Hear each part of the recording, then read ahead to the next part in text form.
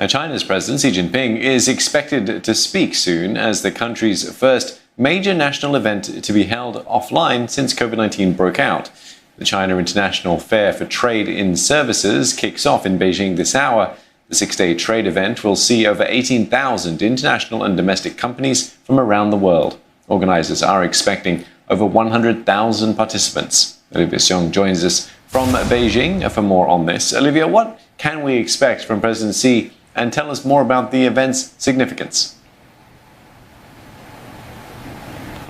Well, right now, the opening ceremony for this huge services trade fair is currently underway. And at the moment, we are seeing live pictures being broadcast on national TV here in China of President Xi's delivering his speech at the opening ceremony. But he's not there in person. He's speaking via video link to the participants at the National Convention Center. But there's no doubt that this event is being positioned by China as extremely significant because this is the first international large-scale event that is taking place in person since COVID-19 has taken place. And the message that China wants to send is very clear, that China, has brought the coronavirus spread under control and that it remains open for business, especially as we still continue to see other countries, big countries like India and the United States, still struggling with the virus. Now, this is also significant. This event is significant given the tensions that we are seeing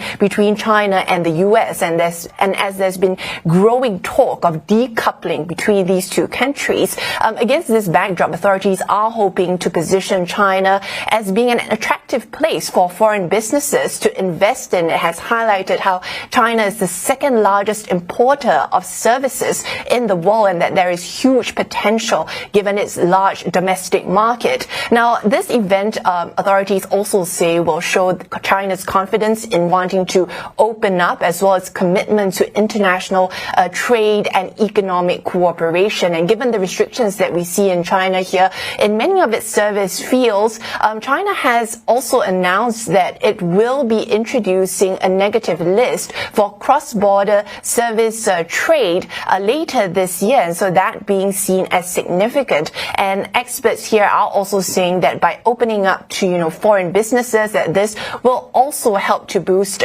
domestic demand here in China, which will be a boost for China's economy and also for the global economy, which has been ravaged by this COVID-19 pandemic.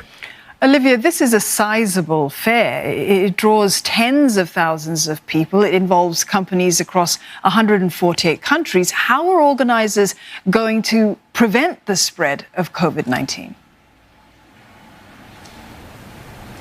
Well, it's certainly very hard to imagine an event of this scale taking place, given that we see in many countries still restrictions in terms of the number of people that can gather. But you're right, organisers say that about 100,000 people are expected to attend this trade fair. Over 18,000 local and foreign businesses from close to 150 countries and regions have also signed up. But precautions are in place here at the opening ceremony. We can see that attendees have been seated with a safe distance between them. We also see them with face masks on. And this 6-day event will see both online and offline components, and there will be a digital platform for exhibitors to showcase their products as well. Now, volunteers and those working on site have also been required to go for a COVID-19 test. And those attending the event, well, they'll be seeing reminders to keep their face mask on. They will also have to produce a green health code, which represents that they have a clean bill of health, and they will also have to get their temperatures checked. But all this comes as, China has seen no local transmissions for COVID-19 for several weeks now in Beijing, for close to a month since that CIFTIS, the outbreak at the CIFTIS wholesale market. And we have also seen Beijing just yesterday open up to having direct international flights once again. So we have seen China, relaxing some of its precautionary measures, but still there are measures in place to ensure that this event takes place safely. Olivia, thank you very much for that update. That was Olivia Xiong there in Beijing.